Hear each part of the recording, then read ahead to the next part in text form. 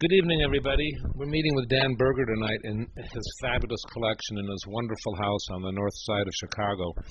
And Dan and I don't know each other well, which is part of the reason I'm really excited to be here. And I don't know that we've ever had over a 10-minute conversation. You know, we've seen each other around. I've been here to his Iceberg Projects, which is in the back, and an extension of his interest in art and supporting Chicago artists. And I know a lot of the artists who have worked with Dan, and everybody unequivocally has great things to say, so I'm particularly excited to be here. You said earlier, before we got started, Dan, that you've been in this house 20 years. Were you raised in Chicago? Are you a Chicago kid? I'm from Brooklyn, New York. Brooklyn. And how long have you been here? 20 years or longer? I came to Chicago in 1982.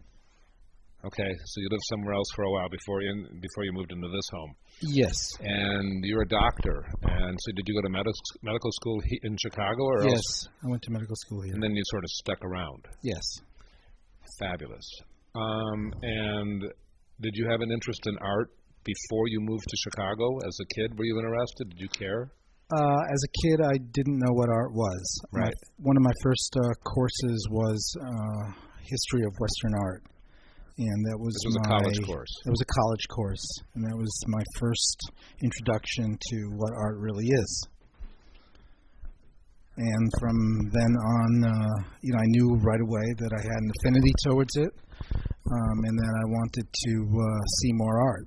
I eventually became a literature major, but I took what was called the Humanities Survey at the school that I was in, which combined history, literature, and art of every semester of various different time periods.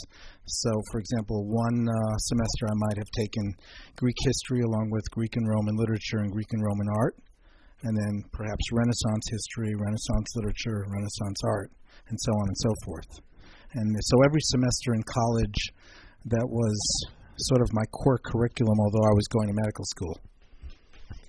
Interesting. When do you think you purchased your first works of art? About when? I was still, I was just about finishing residency, and here in Chicago.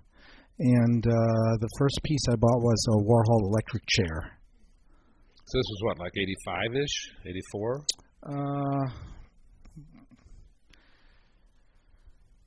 More like 87. Okay.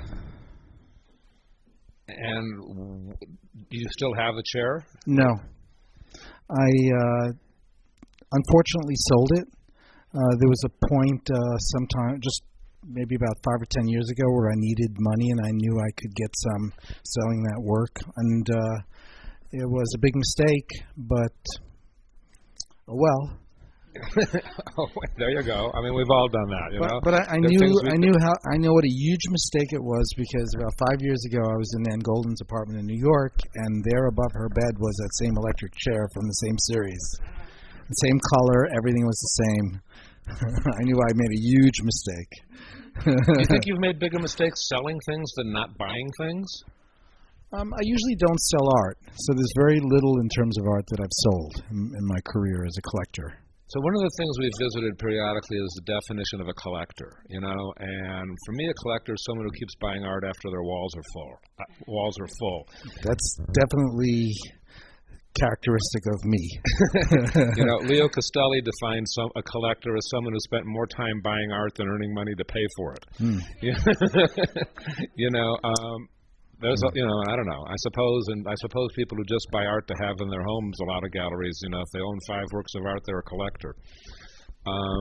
So you have art that's not hanging? Yes. And when you buy things, do you have the intent of hanging them, or what propels you?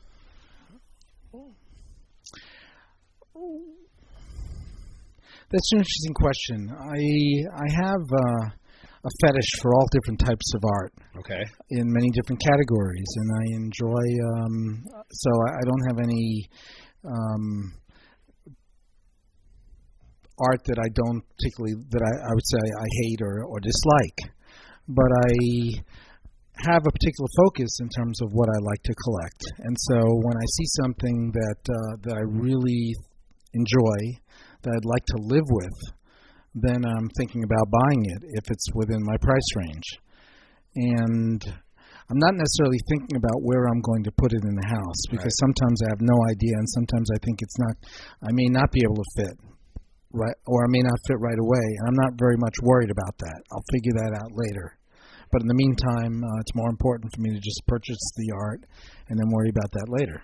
You have a number of rooms out back behind the gallery, right? Yes. Is there art stored out there? No, there is one storage area within the gallery that you can barely see.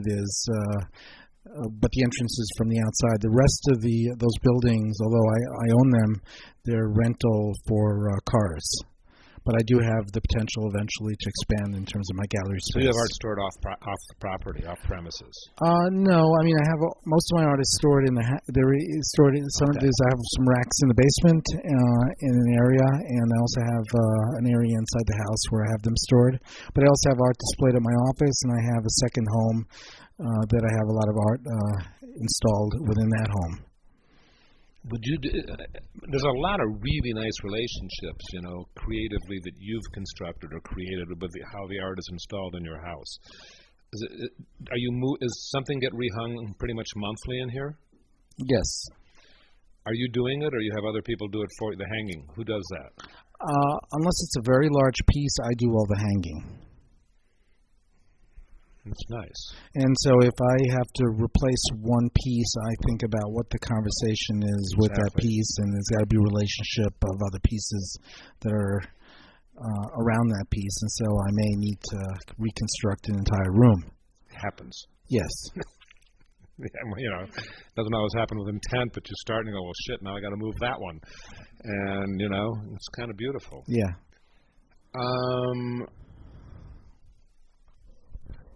Why do you collect? I have a very intense life, and it's a busy day to day, and I want to come home to a place where it can take me away from my work, and it gives you a sense of freedom when you're standing in front of a work of art. You can get lost in it, looking at it. It is liberating and rejuvenating. All true. So it's part of it. You've taken that in the last few years further, and you've created Iceberg Projects, which is a gallery and an exhibition project of yours. How did you come to do that? One day, I was reading an article in the New York Times, and I think the title of the article was something like "Welcome to the Museum of My House." Right. And it was about all these large collectors that were amassing incredible collections, but they were very unsatisfied with either where they were living or the institutions around them, or what the institutions were displaying, and they wanted to create their own display, their own public display of work, and have more control over that. And so they developed their own exhibition spaces. And I was reading that article, and I was just thinking, how interesting. I could do that. I could do that. Yep. I did do that. But the space that I have is a little different than what they've done. Right. What they have done, like the Rubels, yep, is exhibit work that they own. I do not own any of the work that's exhibited in general. Once in a while, a work might creep into an exhibition because an artist said, it may have come that I own a piece of that artist, and that artist will want to put one of the pieces that I own in that exhibition. Or in the case of Greg Bordowitz, he did a show here last summer, and his original plan was to create some works that was going to be displayed in the gallery, but as it came closer to the exhibition time, he changed his mind and he decided he wanted to curate work from my collection into the gallery. And so he deinstalled work. He sent me a list by email. Dan, is it okay if I use this? He's been here several times. Is it okay if I can take this? I felt a little uncertain about the whole idea, but it's Greg Bordowitz, and who am I to argue?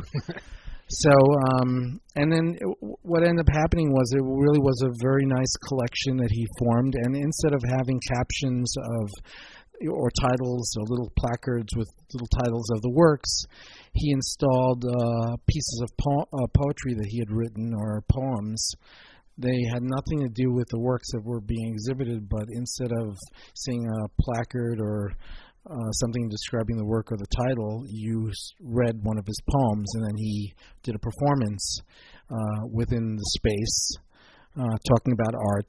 It was a lecture. It was a very incredible experience for me, and I think for most people. It actually was reviewed in Art Forum last year. So Michelle Grabner wrote about that. But otherwise, credibility. What constitutes credibility, doesn't it? Yes, but in general, I don't show any of the work that I own in the space. The space is particularly important to me in that I really want to be able to show work from artists that haven't had a show, that I believe deserve a show. They haven't had a show for a long time, say, or maybe they've had many shows, but they've been not in Chicago, and it gives the public here in Chicago, the arts community in Chicago, the opportunity to see work that they otherwise wouldn't have had the opportunity to see, and it's quality work. So we show work of established artists.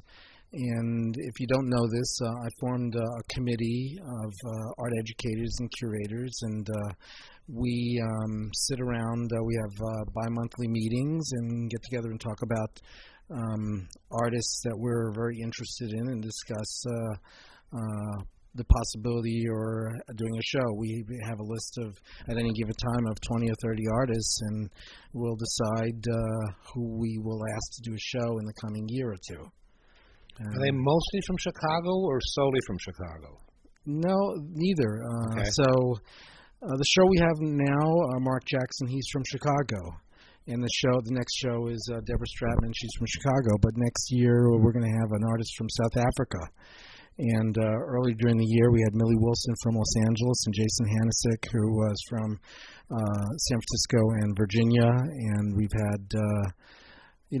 we're going to have someone I'm not at liberty to say, but she's based in New York, and her work is being exhibited in something very interesting right now at a museum in New York.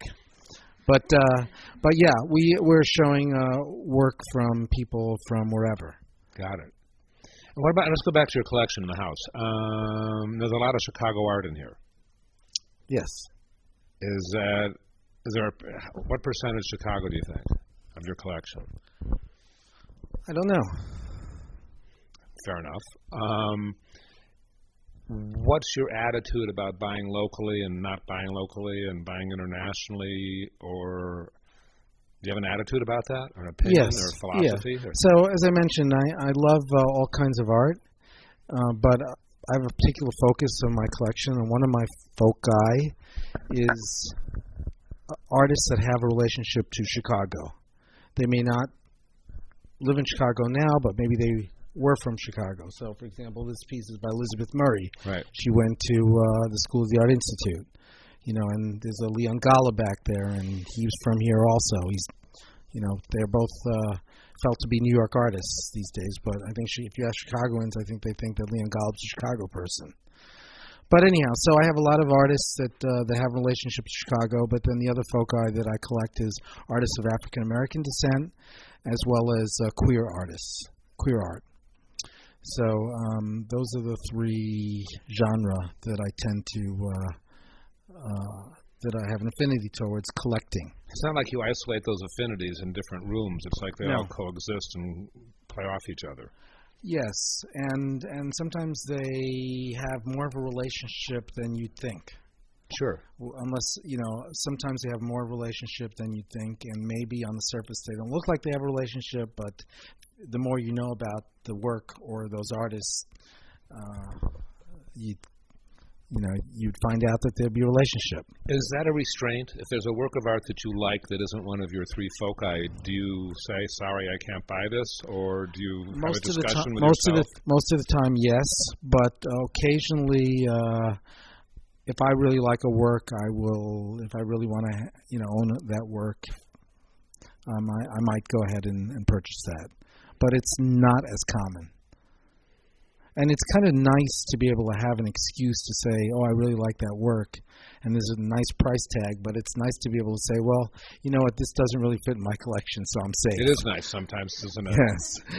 Yeah, I mean, my house, I got a lot of windows, and it's hard for me to buy anything over 24 by 18 inches. Yeah. And that's a really nice restraint, too. Yeah. And it gives, because sometimes, you see artists, you see something you love, and you go, well, shit, that's 4 foot by 6 foot. Sorry, I don't have any walls that'll accommodate that. You haven't really double hung stuff much. You're sort of, I mean, you could cram more into this place, but it's elegant the way it is. You don't want to overdo it. No. This group, we went and visited Patrick McCoy in Bronzeville. Do you know Patrick? No. I think you guys would like each other. Patrick is an African-American and owns 1,200 works of art in a 2-bedroom apartment and has art on every surface except most of the ceilings he doesn't. But, a lot of times things are hung on both sides of the doors. And he believes he's created a group called Diasporal Rhythms that is an activist collector group. And he's realized that it's the museums that listen to collectors and they don't listen to the community and they don't listen to artists. But if we're going to have an effect on museums, we as collectors need to organize. And I find that pretty exciting. And I think, so that you and he, and there's a few others, I consider you an activist collector too, in terms of what you're doing with Iceberg Projects and how you are supporting your community and interacting with your community and elevating that community. So, I commend you and Patrick, and one of these days I'll try and introduce you to each other. So thank you. I think that's really, an admirable thing that you are doing. Thank you. I've got more questions, but do you guys want to say something? First of all, I want to say thank you for having us. Oh, it's my pleasure. I expected you to say that one of your foci were outsider art after looking around. How does that fit in with the other 3 areas of interest that you have? Most of the outsider work I have are of African American, and I hate the word or the term outsider, because I think great art is great art, and I don't believe that there is necessarily outsider. I do understand the meaning of the word. Right. But so most of the outsider work is either of African American descent, or they're actually or they're from Chicago. Mm-hmm. So it still fits in with that. Yeah. So, but outsider art, I feel, just describes unschooled artists.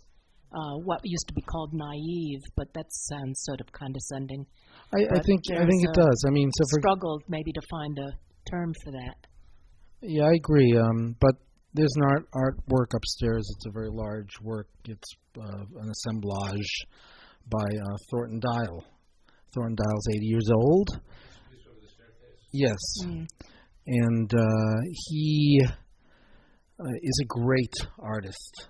I don't know why anyone or how anyone can call him as an outsider, but they did label him as that, and then 60 Minutes did a piece on him about 15 years ago. Around that time, he was going to have simultaneous exhibitions at MoMA and at the Studio Museum in New York, and had been lined up to do shows at 10 different major museums around the country. But then 60 Minutes, the weekend before the opening, did a number on him as well as his gallerist, and so things got shut down. But he did have a major exhibition at the Houston Museum of Art about a few years ago, and then he had just recently at the Indianapolis Museum of Art a new retrospective that's traveling to the High And he had another gallery in New York. Edru Edlund had a show, and it was written up in the New Yorker and the New York Times. And he's considered a great artist. His work. He's created his own language. He uses his own found materials, and yes, he's self-taught, but he's extremely powerful. The work is extremely powerful, and I, question the word outsider as it pertains to him. He, worked in factories and was not educated, and his work is better than 95% of the work I see often. Outside their little comfortable art world circle, maybe. Yeah. That's what it means. Yeah. So, to me, I don't look at his work as being an outsider. I just look at the work as being he's a great artist to me. Yeah.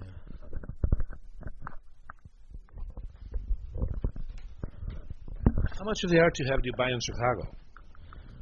From Thornton Dial you didn't buy here. I did.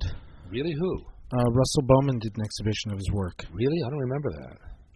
He did? I've been a Thornton Dial fan for maybe 4 years, so maybe I missed it. And yes. Maybe it was older than that. Yes. Interesting. I do buy a lot of work outside Chicago, and I do buy a lot of work in Chicago. I feel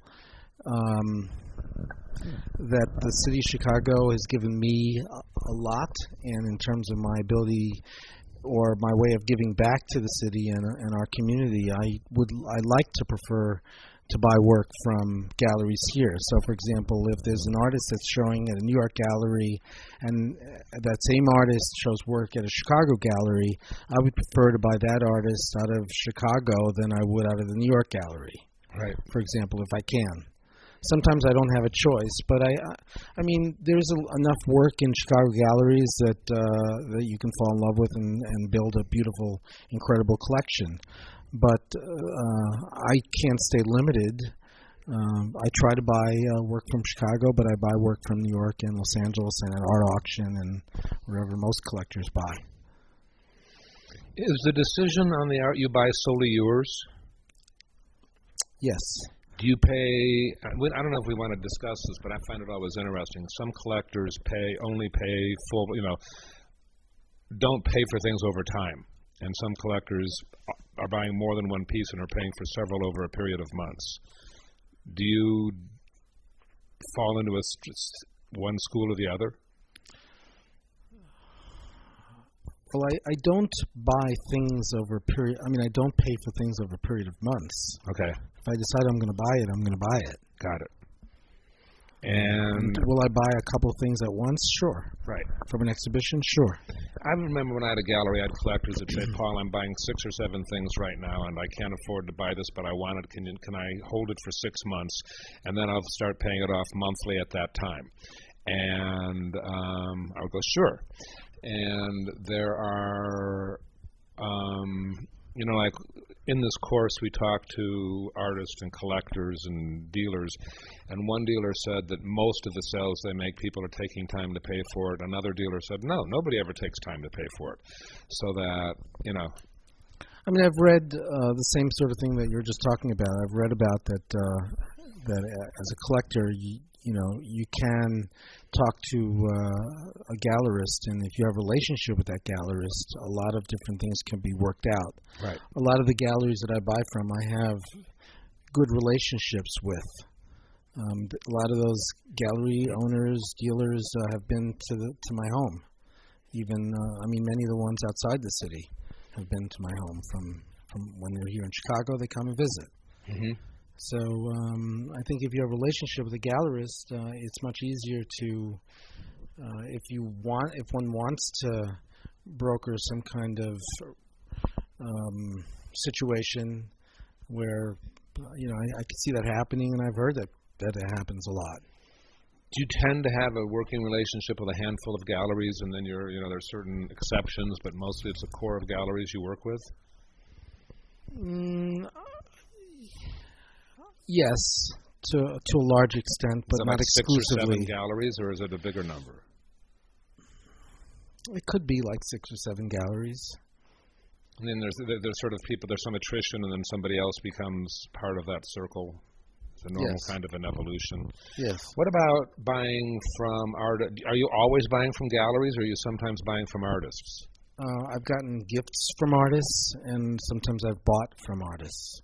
I've also, bought at auction.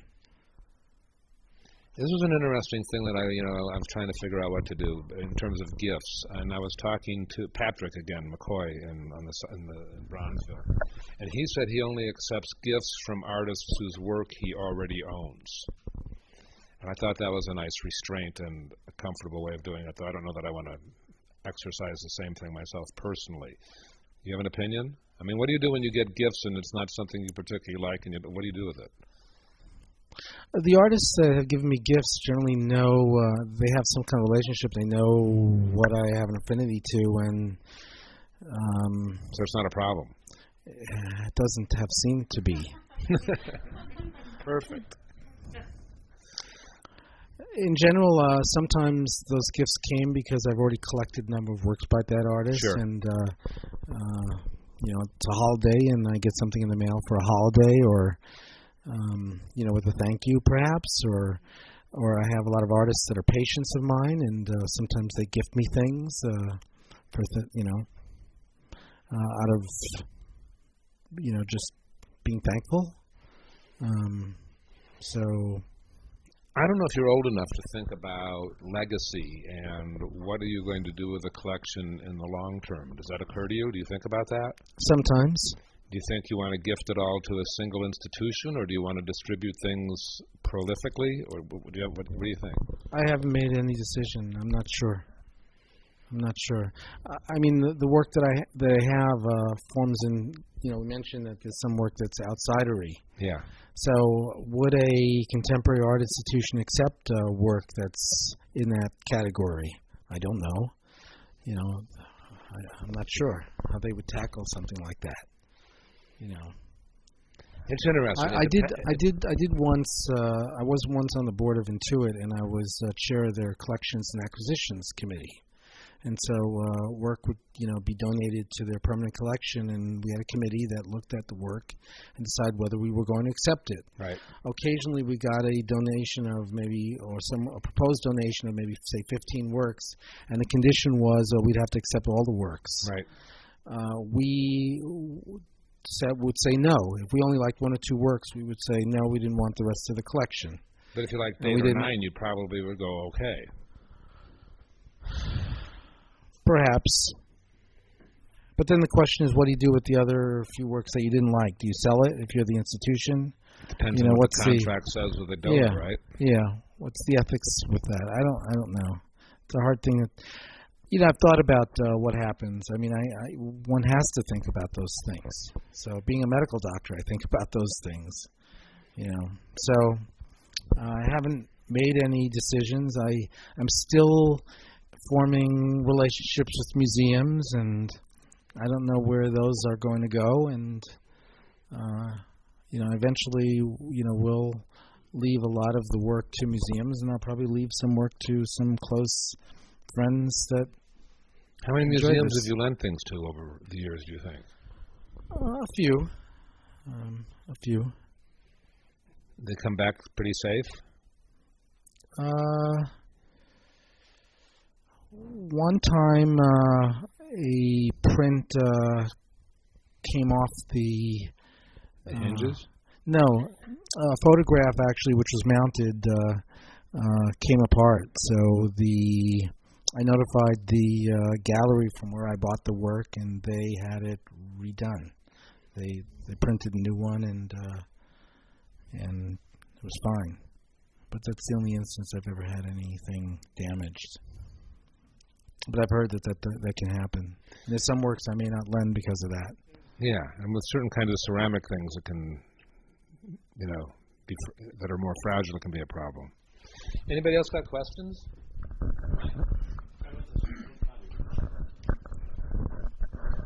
Dan, this has somewhat to do with the intuitive or primitive or outsider.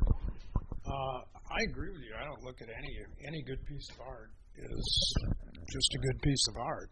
And as a sculptor and an artist, I'll look at anything, anytime, to see if it fits something into my repertoire of what I can use, or opens up a mental door that has been closed, or I didn't even know was there. Do you think there's any way that you could think of? I mean, I've thought of that.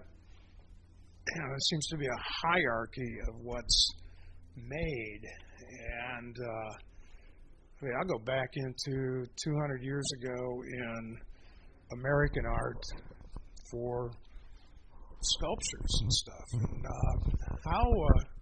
I guess the question is, do you see any way to be able to blend that kind of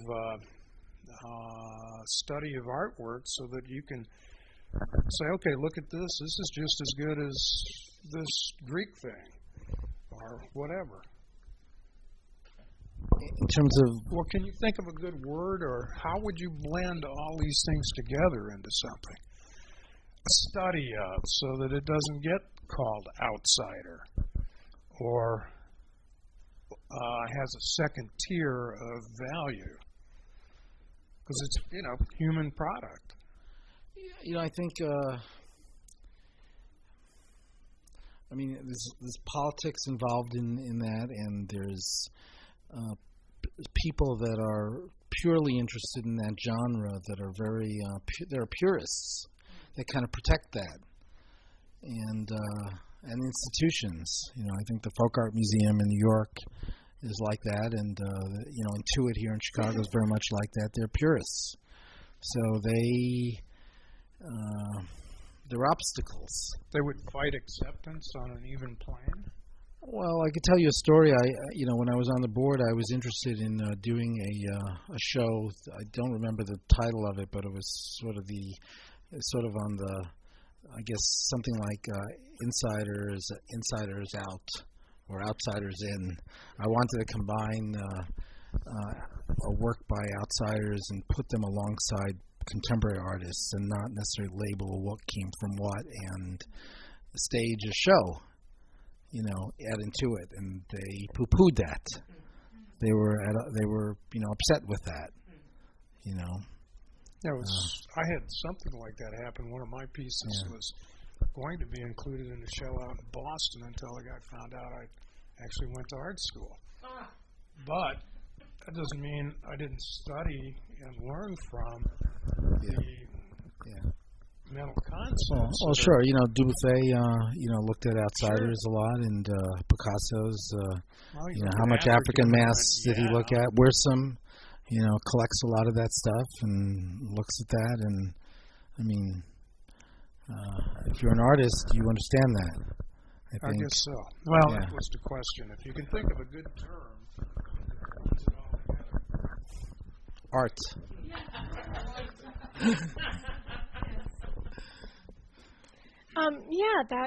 That extends to women have experienced it, African Americans have experienced it, queer art. Those are also these categories that, of course, Carrie James Marshall talks a lot about, the identity politics of that. That's a comment, but one of the things I respond to so much in this collection is a sense of empathy, and I don't know much about your profession, but I did read that you worked with AIDS or HIV, and I wondered if there was if your profession informed your sense of empathy at all. I have no idea, but on one hand, you said that the work is really a remove for you, and I wondered if there's also a connect. That's very insightful. That was good. Way to go, Melanie. Yes, there is a connect, and it's certainly there. The reason that I collect queer art and the reason that I collect African American art is because I've seen a lot of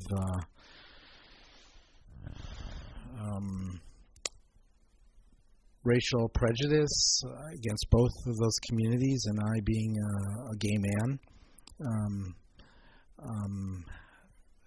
can understand that, identify with that. So that resonates home with me. So that's a big part of a lot of the work that I collect. Also, I like to live with work that has a message that is meaningful. So I have an affinity towards that. Because I'm thinking about the work and I'm thinking about what they mean and how that makes me feel, all of that. So yes, it's absolutely that was a really correct. cool comment. Yeah. Both of you. That was neat. What's on your mind, Jason? I don't have a question, but I wanted to thank you, and then also just express that I think it's really cool that you're, there's a lot of really challenging works that you have displayed, and I think that's really, it's really admirable that, because, I feel like a lot of the tendency, I haven't been into a lot of collectors' homes, I haven't, been in that, exposed to that very often, but when I have been, a lot of the time, I've seen pretty pictures and, pretty things, and, not to say that it's not all beautiful, but there's a lot of difficult work, and I really respect that, that you're owning that and that you're putting it forth like, yeah, this is my collection, so cheers. Thank you. Yeah, I would like to second that, because that was what I was struck with when I first walked through, is most people would not, you have challenging work that's intense and powerful, and for a home, a lot of people wouldn't want, or it'd be hard, it's difficult work, and yet overall your house has such a warm feeling, and it feels really cozy and comfortable, and I was just wondering, if your collection as a whole, like you said, the second house, do you collect the same kind of work, or do you perceive it as sort of a second collection that's somewhat different from this collection? There's a relationship. If I can, the second home is in Italy, so there's a lot of Chicago art. So, for example, I have a Roger Brown in my dining room there. I have Chicago. I have some outsider work there, but I also have some Italian work because that's where I live there. But there's a lot of similarities. But it's hard for me to bring a lot of work from here, and when I'm here, I miss that, and vice versa, and it's hard. So, yeah. Well, I want to thank you, too, for having us here. This has just been, such an incredible experience seeing your artwork. And to me, I was thinking it was just like a treasure hunt in a way, because there was so much adventure going from artwork to artwork. I just couldn't spend enough time with each piece, because they're so well done, each and every individual piece. And I was wondering, when you go about, think back about like when you've collected all this work, I can't imagine someone picking the work for you. It just seems like it would have been such an adventure for you. Like, I look at your books and everything, and it just seems like there's such a richness, in the information, and I would think in each piece of work there seems to be like a story, that could be told with it. So I was just kind of curious what that part of your life is like, that journey of discovering work, the artwork. I agree. I think part of the joy is, being a medical doctor, I'm constantly learning as medicine is developing, and as as technology is changing, the practice of medicine is changing, and that what keeps it not boring. And I think in the art world too, there's a lot of change, and artists are developing, and I prefer to be in to be collecting contemporary work because of that, as opposed to collect work that's hundreds of years old. That's there's not that much that's changing about that. It's been there and for the most part. But I prefer to look at new work. I like looking at new work, new artists. Constantly doing that. It's part of why I have so much joy with Iceberg Projects, because we get together with other art educators and everybody's looking at different works, and we get to talk about, each of us get to talk about work that we're particularly interested in, and learn about that, and be challenged by that. And it's a great experience. Yeah, it's just filled with life and now. It's so present. And just thank you again. Oh, you're welcome. Yeah. Yes. I'll sit in the back.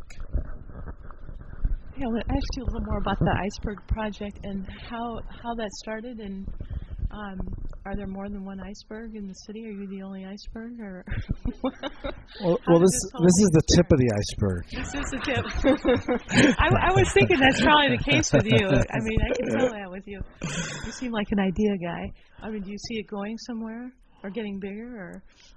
Right now it seems to be doing what it needs to be doing. I mean, we're really happy. It's a small space, but it's really large when you're inside, and it's a nice space, and we're able to have some really great exhibitions in there.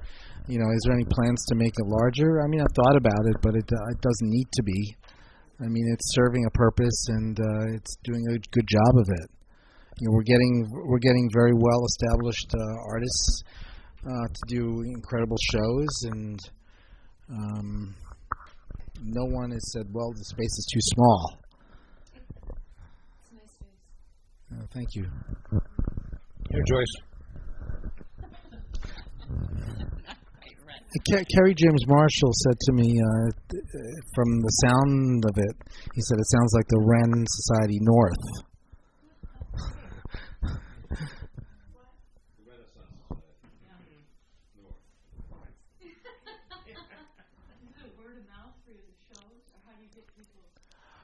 We have a big following, tremendous following. Some of it's word of mouth. We're on Facebook. We also have people's email list, and so people that have signed up get emails about our programs or our events, as well as on Facebook. That's most of what we do. We don't spend any money on advertising or anything like that.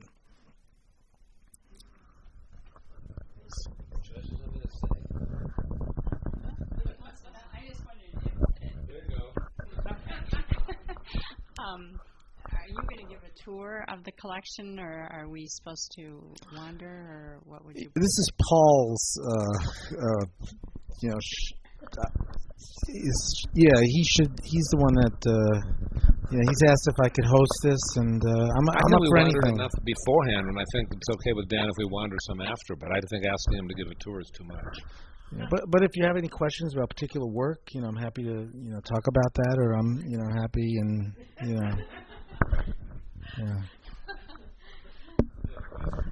All right, I have a lot of questions, but I'll just have one. Okay, the piece upstairs that is up on the ceiling, on the angled ceiling, that looks like it's.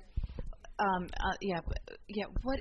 Tell me about that. That is so cool. That's a painting on a found blanket. It's a work by Bernard Williams. Paul knows very well. It is what's called a blanket painting. So Bernard did an entire series of blanket paintings, and he had a gallery at the time in New York who said that they would show the work, but he never did. He brought those blanket paintings to several galleries here in Chicago, and no one was interested in showing the work. I love that work. So I bought that a while ago. But at some point, I just got fed up hearing about all these places that didn't want to show that work, and I thought the work was so great. So we actually had an exhibition of those blanket paintings and also produced a catalog. That was one of your first shows, wasn't it? That was our second or third show. Yeah. And this piece here is Bernard's also. Yeah. Same artist. Yeah. And so is the piece up there, that furry piece. Yeah. That's his work too. Yeah.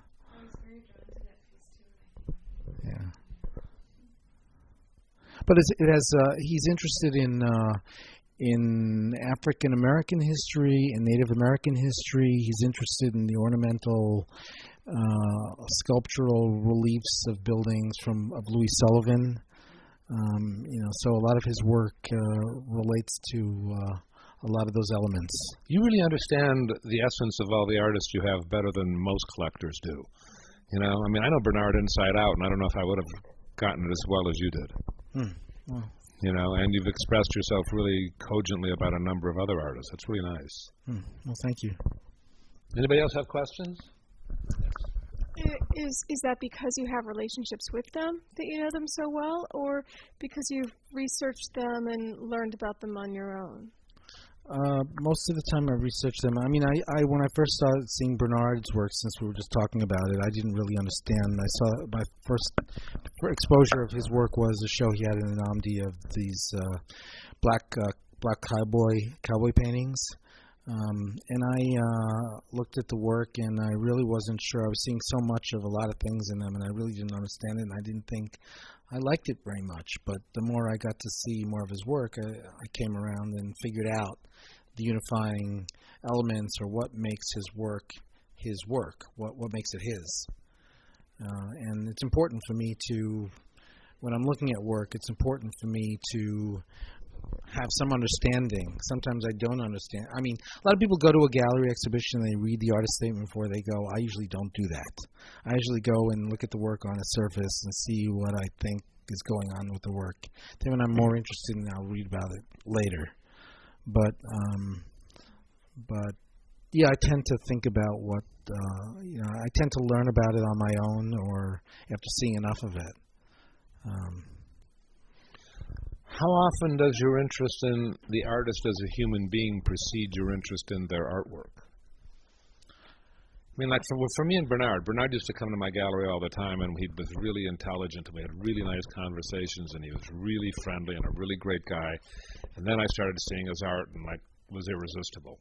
But, if I'd seen some of the blanket things first, as opposed to knowing him, I might have felt differently about it. How about with you? I don't, most of the work that I own, a lot of the work that I own, I may have met an artist at an exhibition and said, hello, how are you, and introduced myself and chit-chat for a moment or two, but I don't really know a lot of the artists. And my work, before I may know the artist. I may know a lot about the artist, maybe from looking at a lot of his or her work. But it doesn't. Knowing the artist just sort of happen because you're in the art world and you're meeting people all the time. But it's not a predisposition to acquiring work or understanding the work or knowing the work or liking the work. And you're out pretty often. I mean, openings, etc., and accessible and interacting and participating and being supportive.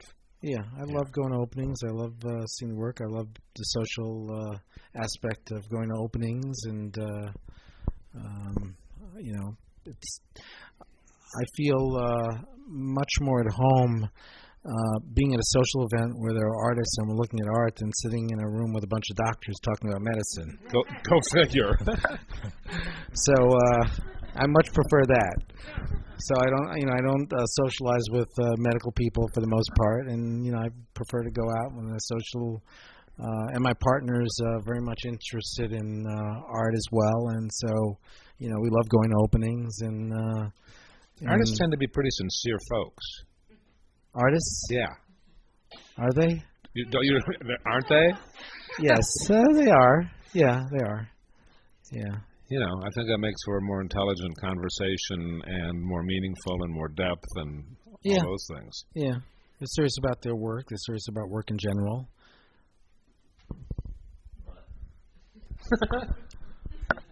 I didn't have... But they can joke around like anybody else,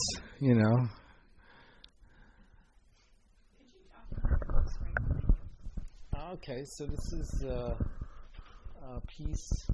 His name is Richard Mosse, and he's a young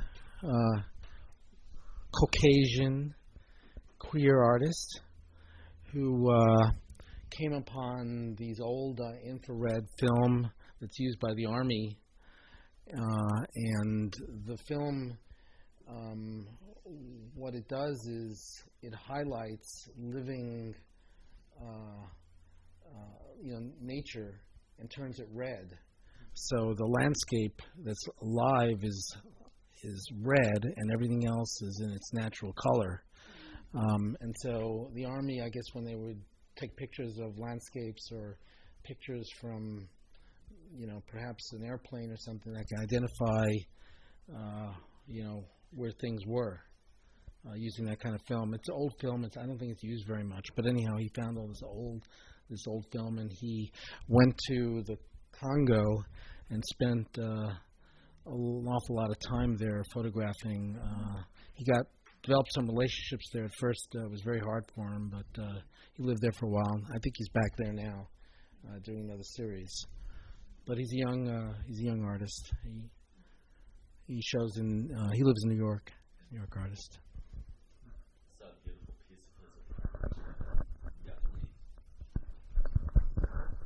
Saw a beautiful piece of his The Armory show, and it was definitely one of the pieces that stood out in my mind. Like, wow, this is. Yeah. It's really cool to hear you talk about the process, because I was wondering, like, is this photoshopped? And if that was photoshopped, it wouldn't be quite as cool, but it doesn't look photoshopped. No. Anyway.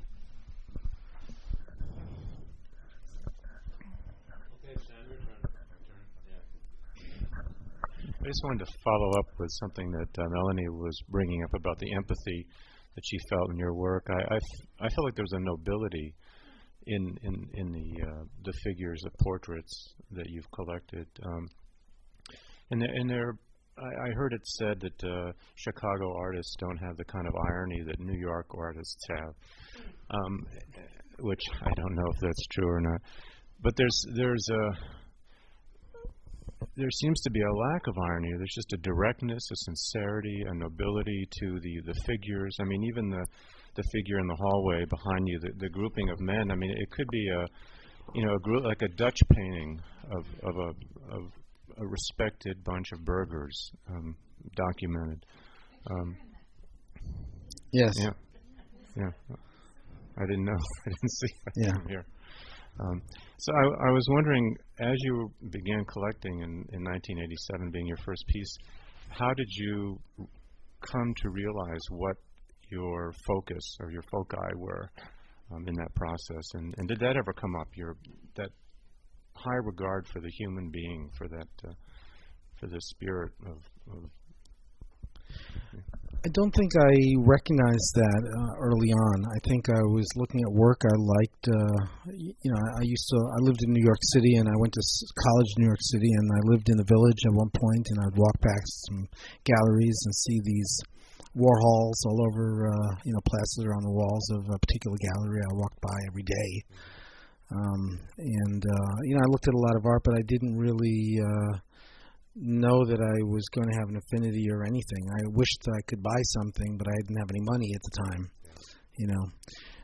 So I think at some point when I started buying more art, I formed a close relationship with an artist who is a collector himself.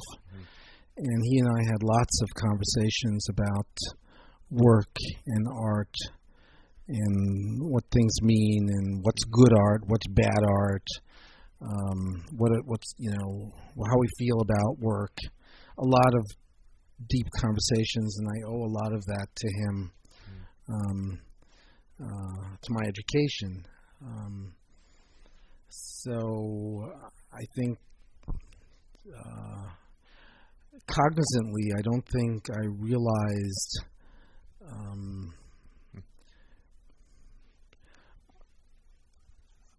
those points until it was really being developed. Yes. So it was subconscious. More intuitive. Yeah. I didn't know. Things were appealing to me, but I didn't really understand.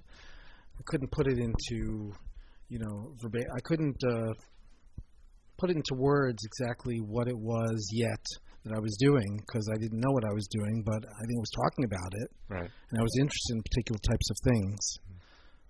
But eventually I realized that it was important to me to have a focus, because otherwise, and I think someone else mentioned it, you can go to a collection. I go to a collection sometimes, going to events, and some of the museums sponsor, parties or after the opening or before the opening or around the opening at some collector's home or something, and you get a chance to see people's collections. And a lot of times I go to a person's house and I see, a lot of large-scale works with lots of color, and I just have no idea what this individual was collecting, in their home. There's no story. Doesn't look like, it just looks like a lot of pretty things and probably a lot of good art. And I do see some good art there, but I would not want to live like that somehow. I have to have some kind of, it just seems chaotic that way, Yeah. So it feels to me that the creative process for you is very similar for the creative process for all of us. You're going through a process and you're not really knowing where it's taking you, and somehow you discover it along the way, and it's the only way you can really do it. So, yeah. Well, thank you. You're welcome. Let's wrap this up. I think this has been really fabulous. I think that the insight that Dan Berger has shared with us about his collection and the integrity and the sincerity is really significant and distinguishes himself from other collectors. And simultaneously, I think the comments from the artists in this group has been really insightful and sensitive. Glad I didn't get those inside out. And, I think it's really cool because, we're capable of appreciating the significant thing that he's done. And I don't know, for me, you artists' comments have shed light on and augmented the significance of what Dan's accomplished. And I really appreciate the whole evening. Thank you, everybody. Thank you. Thank you.